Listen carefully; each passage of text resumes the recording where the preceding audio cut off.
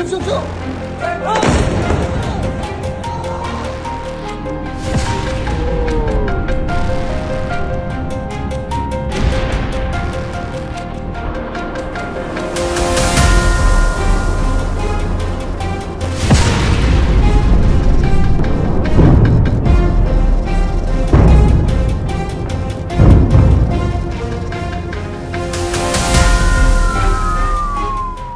Apa yang sebenarnya terjadi saat rudal-rudal Iran menghantam jantung Israel? Kenapa serangan kali ini terasa jauh lebih berbahaya dari sebelumnya? Iran kembali meluncurkan gelombang rudal balistik ke wilayah Israel. Tapi ada sesuatu yang berbeda dan jauh lebih mengkhawatirkan. Untuk pertama kalinya, Iran menggunakan jenis hulu ledak yang tidak biasa. Cluster warhead, sebuah senjata yang melepaskan puluhan submunisi ke area target secara luas dan acak. Ini bukan sekadar serangan rudal. Ini adalah sinyal bahwa perang modern sedang berubah bentuk. Dan yang lebih mengejutkan, sistem pertahanan udara tercanggih milik Israel tampaknya tak mampu menghadapinya.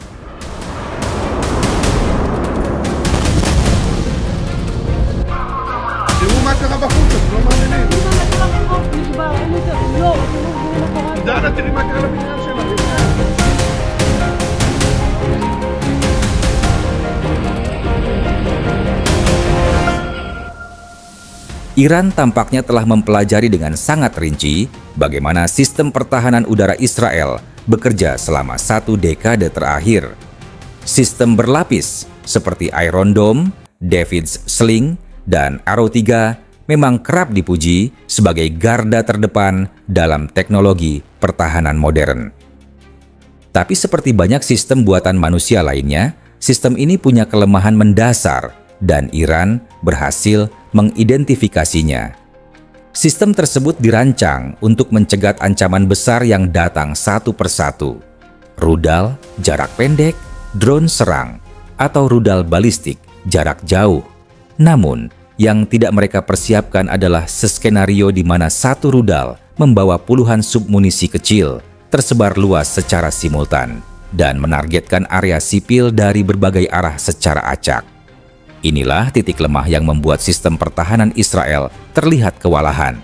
Lebih dari itu, pengandalan yang tinggi pada sistem berteknologi tinggi tampaknya belum dibarengi dengan adaptasi terhadap taktik baru. Israel telah lama berinvestasi besar pada solusi teknis, namun kali ini dihadapkan pada ancaman non-konvensional yang tidak bisa sepenuhnya ditangani oleh solusi yang ada. Kritik pun muncul dari dalam negeri mengenai perlunya pendekatan yang lebih fleksibel dalam pertahanan nasional.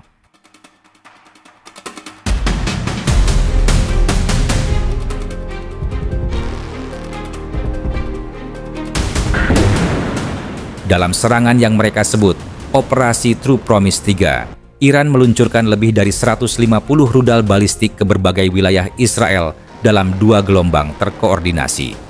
Target utamanya tidak hanya fasilitas militer, tetapi juga pusat logistik, infrastruktur sipil, dan wilayah padat penduduk seperti Beersheba, Ashkelon, hingga pinggiran Tel Aviv. Yang menjadi perhatian besar adalah penggunaan rudal berhulu ledak cluster yang melepaskan puluhan submunisi ketika mendekati target. Salah satu lokasi yang terkena dampak signifikan adalah Soroka Medical Center di Beersheba, rumah sakit terbesar di wilayah selatan Israel.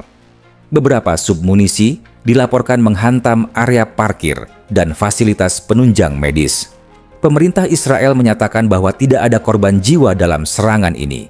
Namun, berbagai rekaman video warga, laporan medis lokal, hingga dokumentasi media internasional menunjukkan adanya korban luka serius, bahkan beberapa kematian yang tidak segera diungkap secara resmi.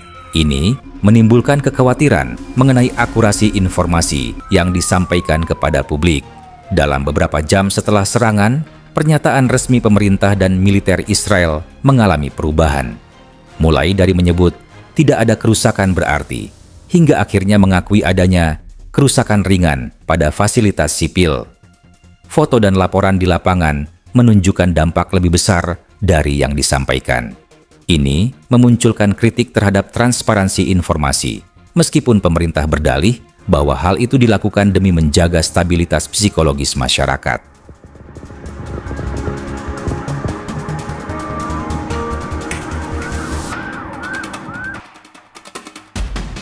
Israel mengklaim berhasil mencegat sejumlah rudal dengan sistem Arrow dan David Sling. Namun, efektivitasnya terbatas saat menghadapi submunisi klaster yang jumlahnya banyak dan jatuh ke berbagai titik. Beberapa analis menyebut bahwa pertahanan udara Israel dirancang untuk mencegat ancaman strategis, bukan serangan saturasi yang terdiri dari banyak komponen kecil. Submunisi ini menyebar terlalu luas dan terlalu cepat untuk ditangani secara efektif oleh sistem radar dan rudal pencegat. Dalam situasi ini, bukan berarti sistem pertahanan Israel gagal, tetapi lebih mencerminkan bahwa tantangan di medan tempur modern terus berubah. Ancaman yang tidak biasa membutuhkan penyesuaian sistem dan pendekatan yang lebih adaptif.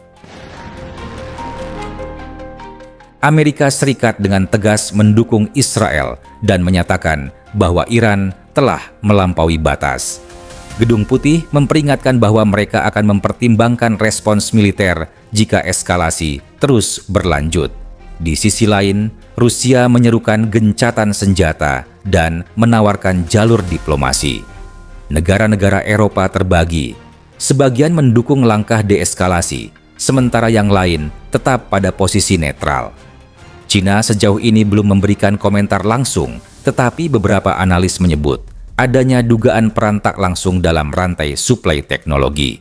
Respons global menunjukkan kompleksitas geopolitik kawasan, di mana kepentingan strategis seringkali memengaruhi nada diplomasi. Meskipun banyak negara menyerukan perdamaian, langkah nyata menuju deeskalasi masih sulit dilakukan. Langkah Iran dalam menggunakan rudal berhulu ledak klaster dianggap sebagai bentuk perang asimetris. Mereka tidak mengandalkan volume besar dari rudal biasa, tetapi memaksimalkan dampak dari satu rudal dengan menyebarkan submunisi ke berbagai titik strategis. Biaya produksi rudal ini relatif rendah dibanding rudal pencegat Israel, yang dapat mencapai jutaan dolar per unit.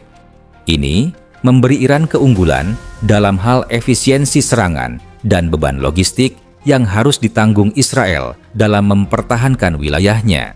Dalam konteks ini, Iran menunjukkan bahwa strategi dan inovasi taktis bisa menjadi kekuatan yang sama, pentingnya dengan superioritas teknologi.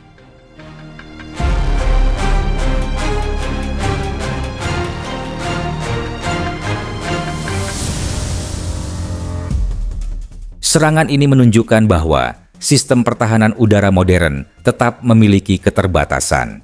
Hulu ledak klaster yang digunakan Iran memperlihatkan bagaimana ancaman baru bisa muncul dari celah yang selama ini dianggap tidak kritis. Di sisi lain, reaksi global memperlihatkan bahwa situasi ini tidak hanya menyangkut dua negara, tapi juga membawa dampak pada stabilitas kawasan dan keseimbangan geopolitik dunia.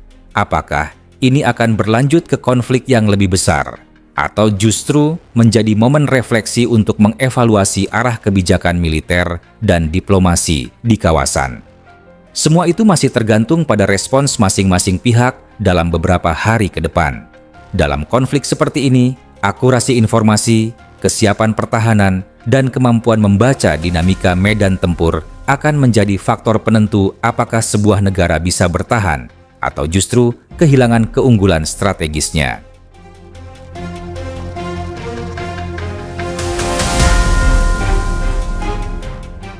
Video ini disajikan dengan tujuan edukasi dan informasi berdasarkan fakta dan analisis yang seimbang.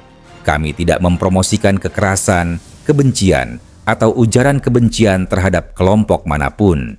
Konten ini menghormati kebijakan YouTube mengenai ujaran kebencian, konten kekerasan dan provokasi, dan informasi yang menyesatkan. Referensi kebijakan YouTube dan undang-undang terkait, Pedoman Komunitas YouTube, Undang-Undang Informasi dan Transaksi Elektronik Indonesia, dan konvensi internasional tentang hak asasi manusia.